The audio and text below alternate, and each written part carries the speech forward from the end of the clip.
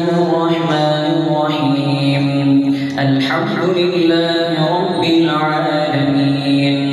والصلاة والسلام على سيد الأنبياء والمرسلين وعلى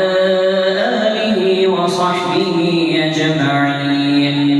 أما بعد فإن أصدق الحديث كتاب الله وخير الهدي هدي محمد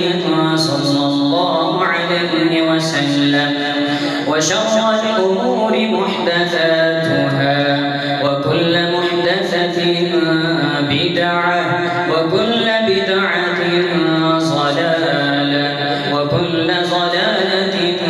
في النار وبالسند المتصل بنا إلى الشيخ الإمام الهمام ولي الدين بن عبد الله محمد بن عبد الله رحمه الله تعالى اللهم انفعنا بعلومهم وعلومكم أجمعين آمين يا رب العالمين أنه قال وعن بهز بن حكيم عن أبيه عن جده رضي الله عنه أنه سمع رسول الله صلى الله عليه وسلم يقول في قوله تعالى كنتم خير أمة أخرجت للناس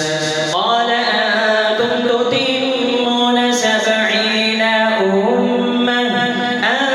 أنتم خيرها وأكرمها على الله تعالى رواه الترمذي وابن ماجه والدارمي وقال